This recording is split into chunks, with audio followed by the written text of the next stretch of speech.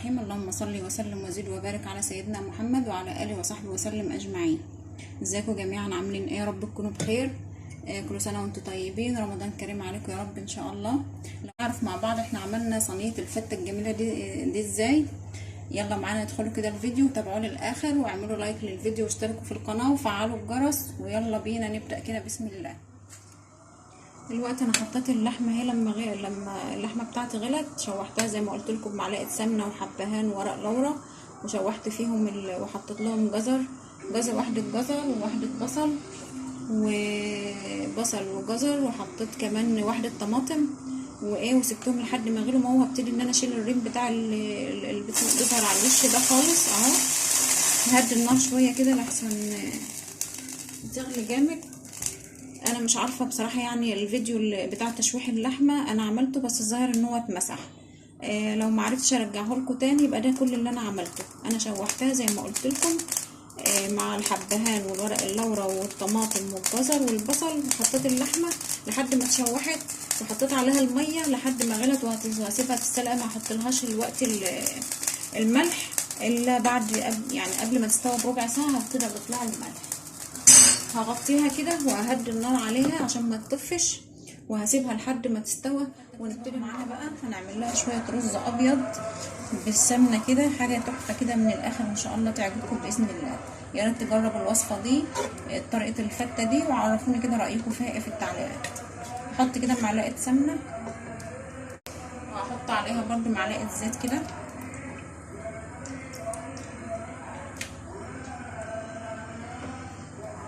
وهسيبها كده السمنه لحد ما تسخن معايا كويس عشان انزل بالرز الابيض. ده ما هعملش شعريه ولا حاجه. الرز الابيض ده بيفرق جامد في الفته.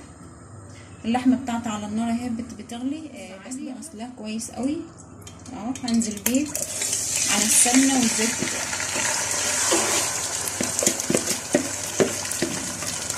وهجيب ميه اقلب كده كويس، وهجيب الميه شويه ميه كده وهنزل بالميه.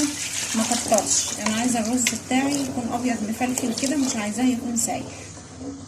وهجيب له هجيب الملح، اظبط الملح بتاع الرز كده، وخلي بالي عشان ما يزيدش الملح معايا. وهقلب كويس قوي وهغطي عليه واسيبه طبعا زي تسويه الرز بقى. طبعا رز عادي كلنا عارفين تسويه الرز. هنسيبه لما يغلي ويشرب الميه بتاعته، وههدي النار عليه خالص لحد ما يستوي معايا ويبقى رز مفلفل كده.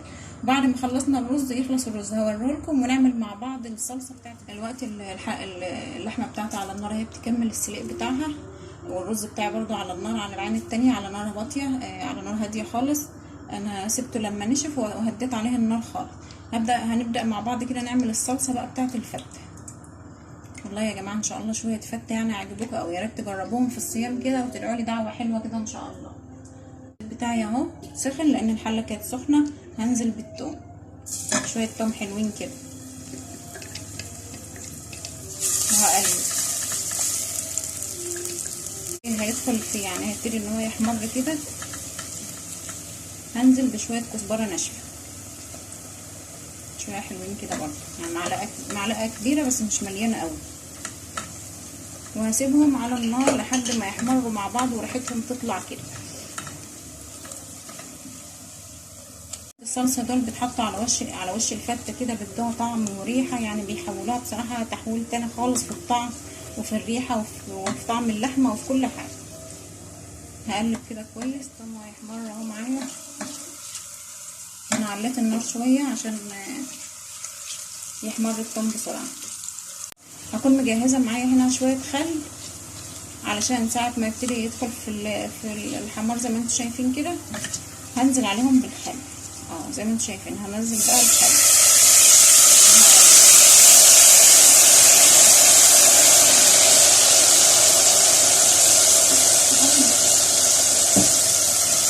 هقلب كده والله ريحتها جميله. الخل مع الثوم مع الزيت والكزبره ريحه تحفه. هنزل بقى بالطماطم بتاعتي اهي. هعصر الطماطم وهحط لها بقى كمون، شويه كمون وتوم باودر وبصل باودر وفلفل وبابريكا وكده. بالبهارات بتاعتي شويه فلفل اسود، شويه كمون، بصل بودر. بصراحه الثوم والبصل بودر دول بيدوا للاكل طعم تاني خالص، اكنه اكل مطاعم جاهز. شويه بابريكا كده صغيرين برضو بيدوا لون حلو للطماطم. هقلب وهحط الملح طبعا على حسب الرغبه زي ما انتوا عايزين، ما كترش لان الاكل كله فيه ملح. هسيبها على نار كده، هدوب بس البهارات كويس، وهسيبها على نار متوسطه كده، لا عاليه قوي ولا هاديه قوي، لحد ما تتسبك بقى معايا تسبيكه حلوه كده زي التسبيكه بتاعه زي الطماطم المسبكه بتاعه الكشري والحاجات دي، هتتسبك معايا. وبعدين ان شاء الله كده نروح بقى نكون مع بعض الفته بتاعتنا كده، ونحط كل الحاجات على بعض ونشوف هيبقى شكلها. هنبدأ بقى مع بعض كده نرص الفتة بتاعتنا. ده عندي العيش المتحمص، انا زي ما قلت لكم الفيديو بتاعه حصل غلطة كده في التصوير واتمسح، فده العيش انا قطعته عيش طري، وانا قطعته بالمقص زي ما انتم شايفين كده، وحطيت عليه معلقتين زيت، قلبت عليه معلقتين زيت وتوم وبصل بودر، وقلبتهم كويس قوي ودخلتهم الفرن لحد ما اتحمروا بقى بالشكل ده. حابين تعملوا عيش ناشف لو عندكم تعملوا عيش ناشف، مفيش مشكله لو عندكم عيش ناشف، ولو حتى ناشف لو اديتوه برده تحميصه في الفرن برده بيدي طعم حلو قوي عن ما يكون كده او ما اتحمصش يعني. شايفين الخرفشه بتاعه العيش؟ والله بيدي طعم جميل قوي من الفته بتاعتها.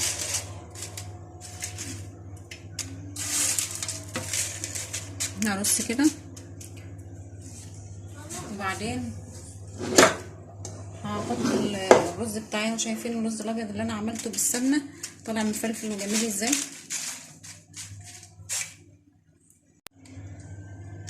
هنزل الرز كده ما يتجمعش كله في مكان واحد، تحاول ننزله كده على الفته كلها.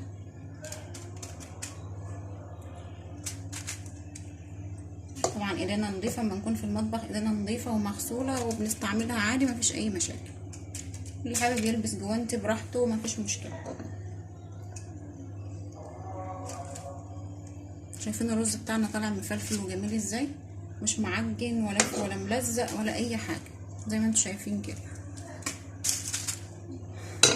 وهجيب شويه هحط بقى شوربه، هسقي شوربه كده بس مش هكتر الشوربه. انا بصراحه بحب العيش يكون مقرمش، ما يكونش طري كده ومعجن، فيدوب بس هحط شوربه خفيفه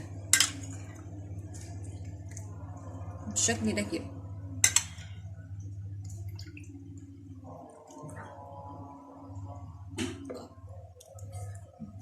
بقى الصلصه اللي انا عاملاها، شايفين صلصه تقيله وجميله ازاي، والله ريحتها يا جماعه. الفته دي بس جربوها كده، نفسي تجربوها بس قولوا لي رايكم ايه في التعليقات ليها. واحنا في رمضان كده دعوه حلوه لكم كده وكده تدعموا القناه بتاعتي في رمضان، وتكتبوا لي تعليق حلو كده، وتشتركوا في القناه وتعملوا لايك للفيديو. نحط كده حته لحمه من اللي انا سلقاها. هجيب برضو معلقه صلصه، احط عليها معلقه صلصه اهي. شايفين المنظر؟ ودي الفته بتاعتنا. شايفين منظر الفته طالع عامل ازاي؟